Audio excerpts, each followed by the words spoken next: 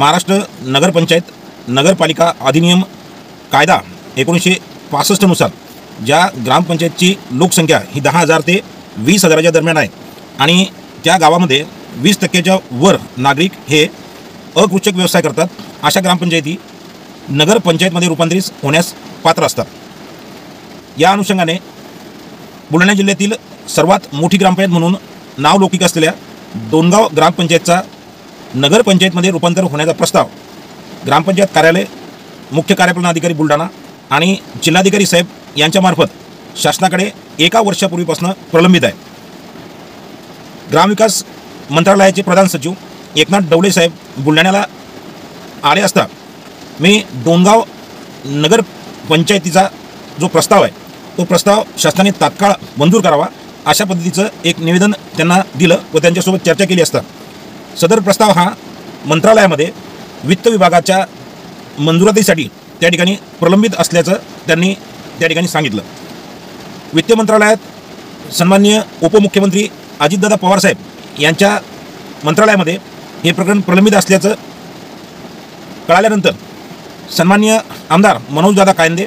त्याचबरोबर राष्ट्रवादी अजित पवार गटाचे जिल्हाध्यक्ष ॲडव्होकेट नाजीर काजी साहेब यांनी या विभागाशी चर्चा केली असता या प्रस्तावावर कार्यवाही होण्यासाठीचं एक निवेदन सन्माननीय अजितदादा यांना द्यावं अशी सूचना माननीय आमदार संजय रायमुळकर साहेब ज्यांचा या नगरपंचायतीला पूर्ण पाठिंबा आहे, त्याचबरोबर केंद्रीय आयुष मंत्री प्रतापराव जाधव साहेब यांनी सुद्धा आपला रिमार्क या नगरपंचायतीसाठी दिलेला आहे। परंतु वस्तुस्थिती अशी आहे, डोणगाव शहरामधील काही आजी माजी जिल्हा परिषद सदस्य, माजी सभापती,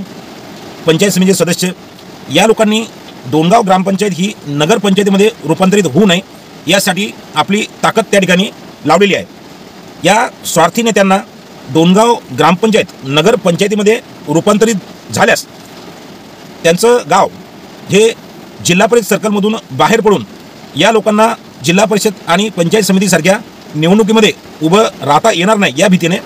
या डोणगाव नगरीच्या नगरपंचायत प्रस्तावाला ते मंत्रालयातून त्या ठिकाणी विरोध करतात। विद्यमान आमदार सिद्धार्थजी खरात साहेब यांच्या माध्यमातून सुद्धा काही नेते मंत्रालयामध्ये डोणगाव ग्रामपंचायत नगरपंचायतीमध्ये रूपांतरित होऊ नये यासाठी प्रयत्न करत आहेत, परंतु सन्माननीय आमदार मनोजदादा कायंदे आणि आमचे जिल्हाध्यक्ष नाजीर काजी साहेब यांनी उद्याला मंत्रालयामध्ये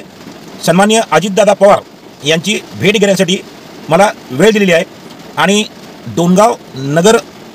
पंचायतीचा प्रस्ताव